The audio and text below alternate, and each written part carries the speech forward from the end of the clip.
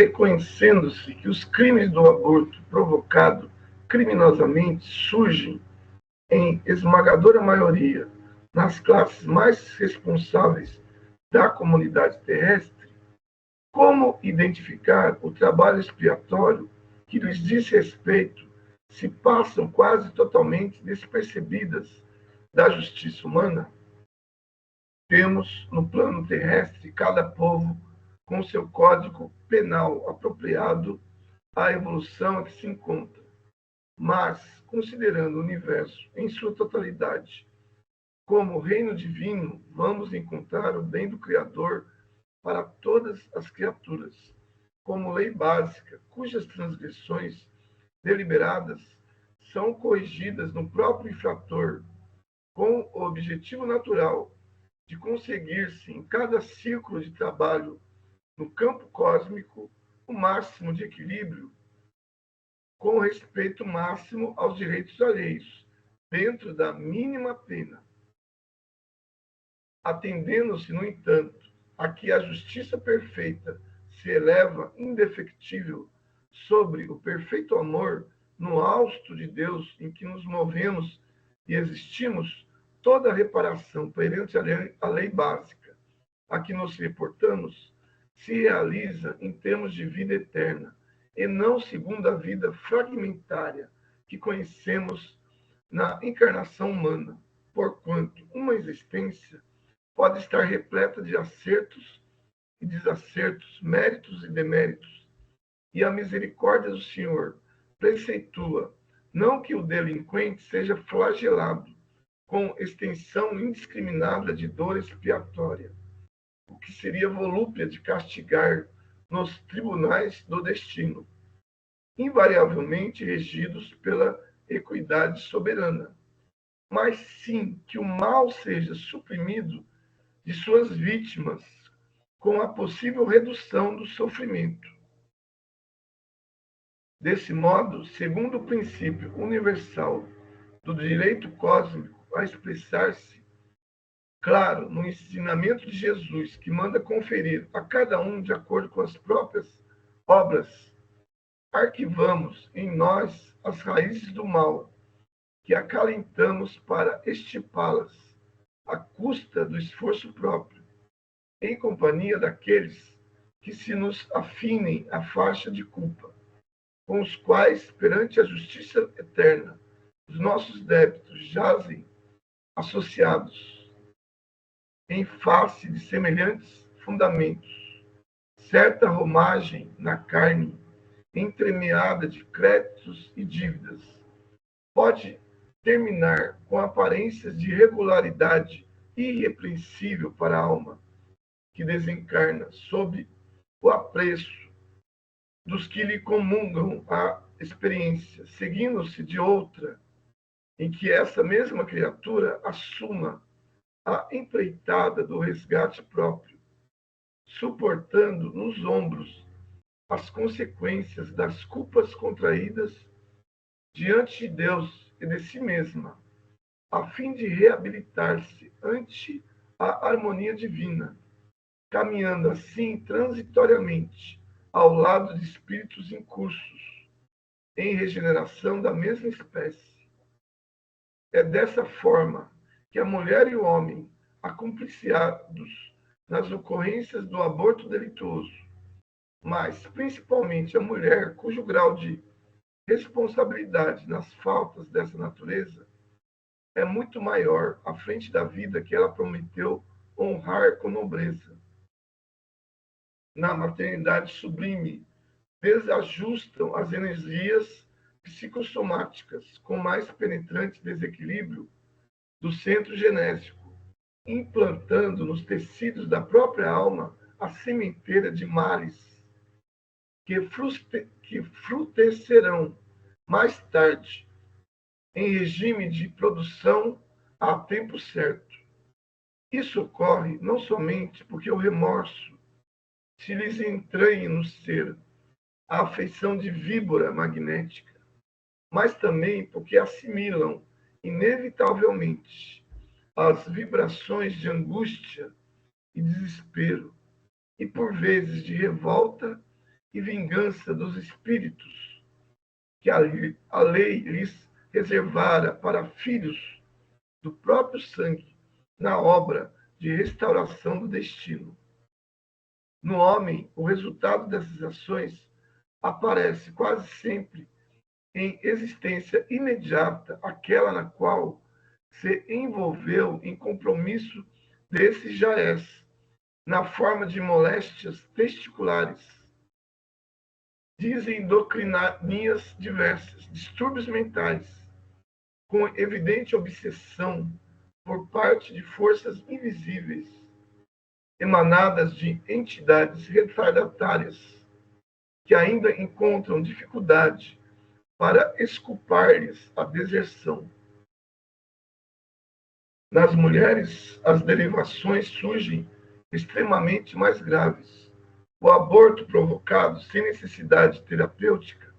revela-se matematicamente seguido por choques traumáticos no corpo espiritual, tantas vezes quanto se repetir o delito de lesa maternidade, mergulhando as mulheres que o perpetram em angústias indefiníveis, além da morte, de vez que por mais extensas se lhes façam as gratificações e os obséquios dos espíritos amigos e benfeitores que lhes recordam as qualidades elogiáveis, mais se sentem diminuídas moralmente em si mesmas, com o centro genético desordenado e infeliz, assim como alguém indebitamente admitido num festim brilhante, carregando uma chaga que a todo instante se denuncia. Dessarte ressurgem na vida física, externando gradativamente na tessitura celular de que se revestem a disfunção que podemos nomear como sendo a miopraxia do centro genético atonizado, padecendo logo que reconduzidas ao curso da maternidade terrestre as toxemias da gestação. Dilapidado o equilíbrio do centro referido, as células ciliadas, multíplas e intercalares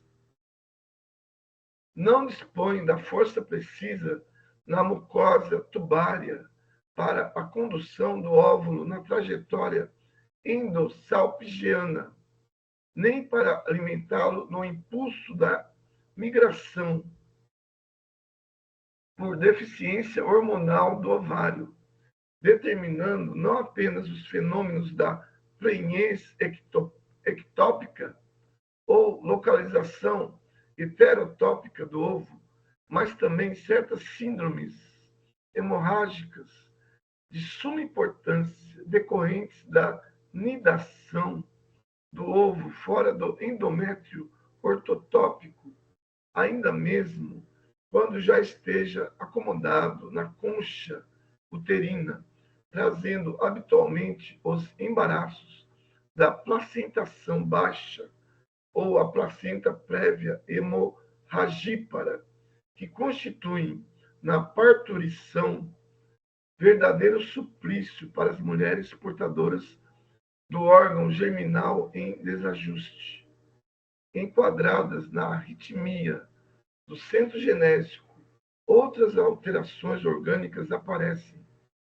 flagelando a vida feminina, como sejam o descolamento da placenta eutópica por hiperatividade histolítica da vilosidade corial, a hipocinésia uterina, favorecendo a germicultura do streptococo ou do gonococo, depois das crises endometríticas puerperais, a salpingite tuberculosa, a degeneração cística do córeo, a salpingoforite, em que o edema e o exsudato fibrinoso provocam a aderência das pregas da mucosa tubária, preparando o campo propício as grandes inflamações anexiais, em que o ovário e a trompa experimentam a formação de tumores purulentos que os identificam no mesmo processo de desagregação, as síndromes circulatórias da gravidez, aparentemente normal, quando a mulher no pretérito viciou também o centro cardíaco, em consequência do aborto calculado e seguido por disritmia das forças psicossomáticas que regulam o eixo elétrico do coração, ressentindo-se como resultado na nova encarnação e em pleno surto de gravidez da miopraxia do aparelho cardiovascular, com aumento da carga plasmática na corrente sanguínea por deficiência no orçamento hormonal, daí resultando graves problemas da cardiopatia consequente. Temos ainda a considerar que a mulher sintonizada com os deveres da maternidade na primeira ou às vezes até na segunda gestação, quando descamba para o aborto criminoso na geração dos filhos posteriores, inocula automaticamente no centro genésico e no centro esplênico do corpo espiritual as causas sutis de desequilíbrio recôndito a se lhe evidenciarem na existência próxima pela vasta acumulação do antígeno que lhe imporá as divergências sanguíneas com que asfixia gradativamente, através da hemólise, o rebento de amor que alberga carinhosamente no próprio seio, a partir da segunda ou terceira gestação, porque as enfermidades do corpo humano, como reflexos das depressões profundas da alma, ocorrem dentro de justos períodos etários, além dos sintomas que abordamos em sintética digressão na etiopatogenia das moléstias do órgão genital da mulher. Surpreenderemos largo capítulo a ponderar no campo nervoso a face da hiperexcitação do centro cerebral com inquietantes modificações da personalidade a ralarem muitas vezes no martirológio da obsessão, devendo-se ainda salientar o caráter doloroso dos efeitos espirituais do aborto criminoso para os ginecologistas e obstetras delinquentes. Para melhorar a própria situação que deve fazer a mulher que se reconhece na atualidade com dívidas no aborto provocado, antecipando-se desde agora no trabalho da sua própria melhoria moral, antes que a próxima existência lhe imponha as aflições regenerativas, sabemos que é possível renovar o destino todos os dias. Quem ontem abandonou os próprios filhos, pode hoje afeiçoar-se aos filhos alheios, necessitados de carinho e abnegação. O próprio Evangelho do Senhor, na palavra do apóstolo Pedro, adverte-nos quanto à necessidade de cultivarmos ardente caridade uns para com os outros, porque a caridade cobre a multidão de nossos males. Pedro Leopoldo, 8 de junho de 58.